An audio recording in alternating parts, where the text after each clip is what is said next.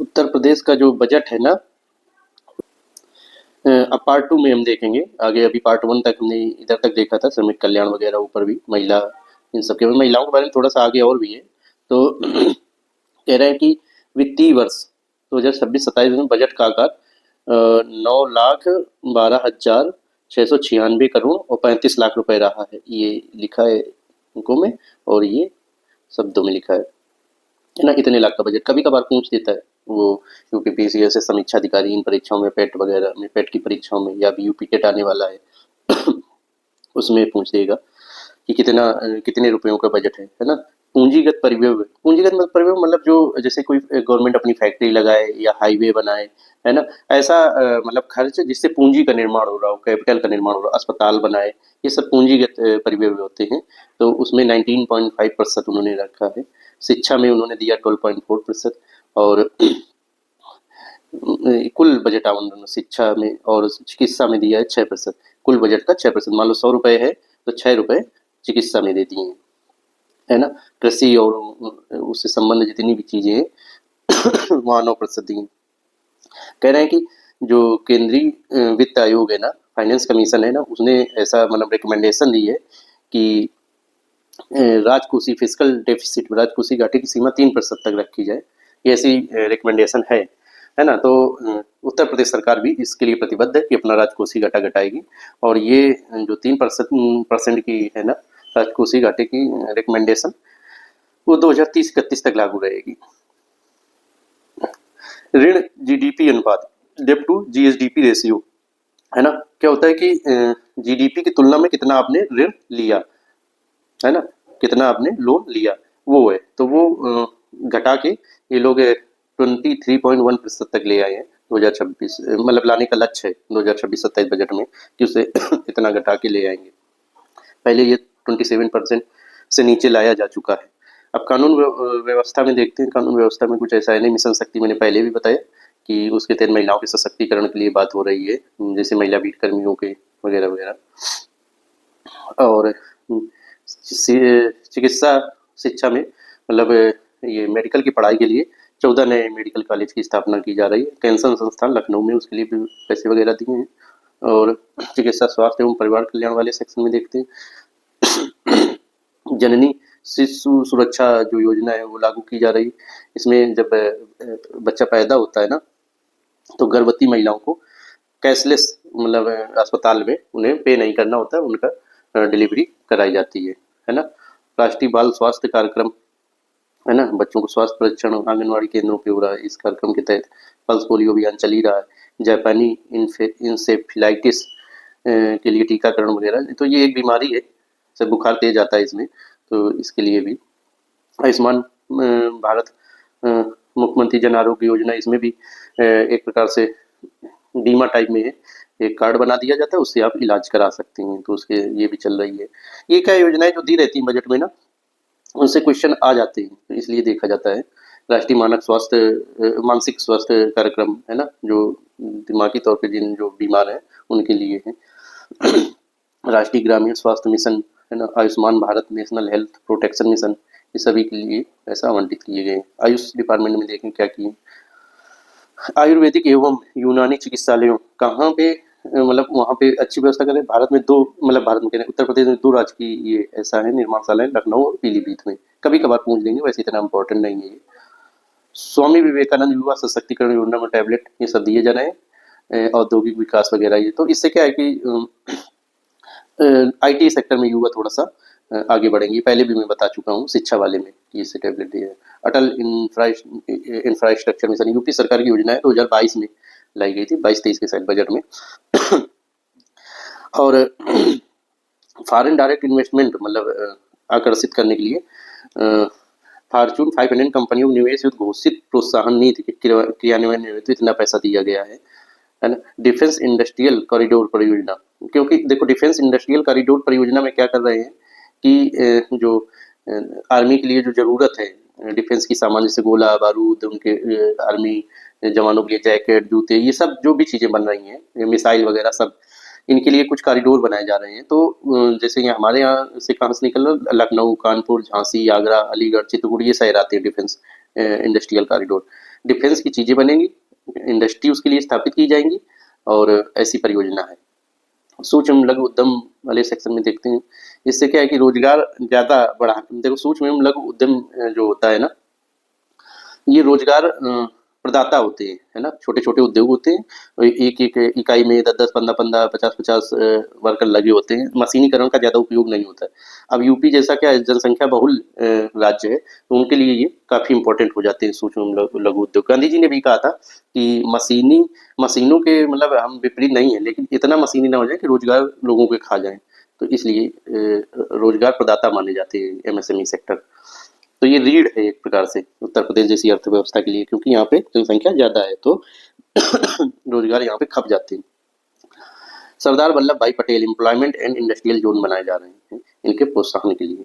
मुख्यमंत्री युवा उद्यमी विकास अभियान, इसमें क्या है, युवाओं को लोन दिया जाता है, गारंटी फ्री, ब्याज मुक्त लोन, ऐसे लोन दिए जा रहे हैं ताकि एमएसएमई उद्योग लगा सकें। कहने की 1 लाख सूक्ष्म उद्योगों की स्थापना का लक्ष्य है, पता नहीं कितना हो पाए। मुख्यमंत्री युवा स्वरोजगार योजना लाइए, एक जनपद एक व्यंजन, है ना, एक जिला में एक व्यंजन को मतलब प्रोत्साहित किया जाएगा, जो भी खाने पीने की चीज होगी उसको। हथकरघा एवं वस्त्रोद्योग में क्या, ये कुछ ऐसा नहीं है, बस उत्तर प्रदेश वस्त्र एवं गारमेंटिंग पॉलिसी 2020 पॉलिसी बनाती है ना गवर्नमेंट की, अपने इस सेक्टर को, हथकरघा एवं वस्त्रोद्योग सेक्टर को कैसे कितना आगे ले जाएंगे उसके लिए अपना पॉलिसी बनाती है। वो 2022 में बनाई थी, उसी के हिसाब से अपना आवंटन भी किए। पीएम मित्र पार्क योजना बना रहे हैं, गारमेंटिंग हब, गारमेंट्स मतलब कपड़ों को और ज़्यादा उत्पादन करने के लिए। खादी एवं ग्रामोद्योग सेक्शन में बताएं, मुख्यमंत्री ग्रामोद्योग रोजगार योजना है इसके उत्थान के लिए। पंडित दीनदयाल ग्रामोद्योग रोजगार योजना, इसमें माटी, खादी एवं ग्रामोद्योग में माटी कला बोर्ड है, ये क्या करेगा, माटी कला मतलब जो मिट्टी के बर्तन बनाने वाले कुम्हारों के उत्थान के लिए ये योजना है माटी कला, है ना, उनके लिए अपना पैसा वैसा दिए हैं। माटी कला समन्वित विकास कार्यक्रम। आईटी और इलेक्ट्रॉनिक सेक्टर में क्या है, Uttar Pradesh AI mission. AI बहुत जरूरी है, उसके लिए हम पहले भी बताए कि एआई के लिए काम कर रहा है कि यहाँ पे डाटा लोकल रूम में ही स्टोर हो पाए, उस डाटा को एनालिसिस करने के लिए ना हब बनाए जाए, है ना, ऐसे केंद्र बनाए जाएं, ठीक है ना। तो वही data labs AI India mission को कार्यान्वित किया जाएगा। इंडिया एआई डाटा लैब्स है ना, उत्तर प्रदेश एआई मिशन चलाए जाएंगे, उसके लिए अपना पैसे भी दिए। साइबर सुरक्षा संचालन केंद्र, एआई प्रज्ञा कार्यक्रम उत्तर प्रदेश सरकार में की गई ये योजना, उत्तर प्रदेश सरकार द्वारा एआई प्रज्ञा कार्यक्रम एआई को बढ़ाने के लिए। सड़क एवं सेतु मतलब पुल, है ना, तो नॉर्थ साउथ कॉरिडोर बन रहा है श्रीनगर से कन्याकुमारी तक, 4 से 6 लेन का रोड है, उसमें मतलब प्रदेश सरकार भी अपना बजट में कितना रुपए इसमें देंगे विकास के लिए। सिंचाई जल संसाधन में कई परियोजनाएं हैं जो गूंज देता है कभी कभार, जैसे कनहर सिंचाई परियोजना, केन बेतवा लिंक परियोजना, भौरट बांध परियोजना। तो केन बेतवा लिंक पे यूपीएससी भी प्रश्न पूछा, यूपीपीसीएस ने भी पूछा था। तो ये 2 नदियों को जोड़ने की मतलब योजना है, केन और बेतवा 2 नदियां हैं। बुंदेलखंड क्षेत्र में कोई से लाभ होगा, वहाँ पे सिंचाई के लिए और भी चीजों के लिए पानी की उपलब्धता होगी। तो ये भारत की पहली फर्स्ट रिवर लिंकिंग प्रोजेक्ट है, मतलब पहला नदी जोड़ो वाला प्रोजेक्ट है। केन बेतवा दोनों को जोड़ा जाएगा, नदियों को एक लिंक नहर द्वारा, है ना, उससे ज़्यादा एक्सेस जिस नदी में पानी होगा उसमें आएगा, केन से बेतवा नदी में पानी आएगा, केन में ज़्यादा हो जाता है पानी। फिर ऐसे कनहर जो सिंचाई परियोजना है कनहर नदी पे है, सोनभद्र क्षेत्र में जिला में, ठीक है। और ये भौरट बांध परियोजना ललितपुर जिला में, चामनी नदी में, इसे भी भौरट बांध परियोजना से भी बुंदेलखंड क्षेत्र को मतलब फायदा होगा सिंचाई वगैरह। जामनी नदी बेतवा नदी की सहायक नदी है, ऐसा। नमाम गंगे ग्रामीण जलापूर्ति, नमाम गंगे योजना अभी भी चल रही है। आगे ऊर्जा के क्षेत्र में हमें तो नहीं लगता ऐसा कुछ है, ज़्यादा कुछ नहीं है ना। ये है एक पॉइंट, उत्तर प्रदेश सौर ऊर्जा नीति 2022। हमेशा पॉलिसी बनाई जाती है, क्या एक बड़ा विजन होता है, फिर उसके अनुसार कार्यक्रम या योजना लाई जाती है।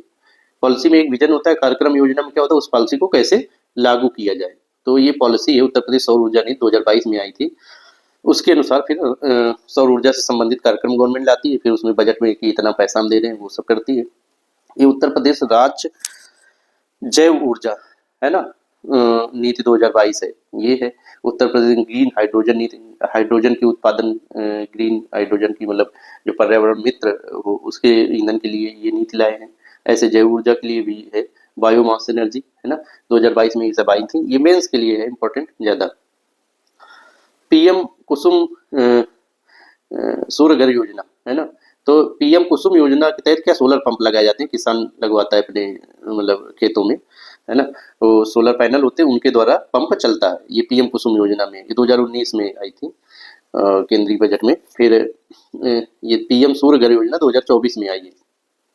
ये क्या घरों पे लगती है, सोलर ऊपर पैनल लगा दिए रूफ पे है, और फिर उससे घर को बिजली प्राप्त हुई। ये एक्सेस बिजली फिर से वो ऐसा कनेक्ट कर दिया जाता है स्मार्ट मीटर कि फिर से ग्रिड में चली जाएगी, और जो जब तुम्हारे यहाँ बिजली कम होगी तो ग्रिड से फिर घर में आ जाएगी। फिर जोड़ के अंत में बता दिया जाएगा कि इतना आपने कंज्यूम किया या इतना गवर्नमेंट को दिया आपने। तो इससे उत्पादन का भी रहता है। सोलर सिटी विकास किया जा रहा है, वहाँ पे सोलर पैनल लगाए, सोलर पैनल से ज़्यादा ऊर्जा का उत्पादन होगा। आवास एवं शहरी नियोजन सेक्टर में क्या है, रीजनल रैपिड ट्रांजिट सिस्टम के तहत दिल्ली, गाजियाबाद, मेरठ वाले में नमो भारत ट्रेन का संचालन किया जा चुका है। लखनऊ में राष्ट्र प्रेरणा स्थल, मतलब महान लोगों के जो विचार हैं, जीवन परिचय है, ये सब वगैरह, ये राष्ट्र प्रेरणा स्थल में मतलब प्रदर्शित किए जाएंगे ताकि लोग प्रेरित हो सकें। अभी उद्घाटन हुआ था तो शायद वहाँ पे गमले अमले सब लोग उठा ले गए थे, ऐसा कुछ था, लोगों की ऐसी आदत। नगर विकास के क्षेत्र में क्या बजट में है, स्वच्छ भारत मिशन में पैसा दिया गया है नगर वाले में है ना, भारत सरकार की स्मार्ट सिटी जो मिशन है उसमें दिया गया है पैसा।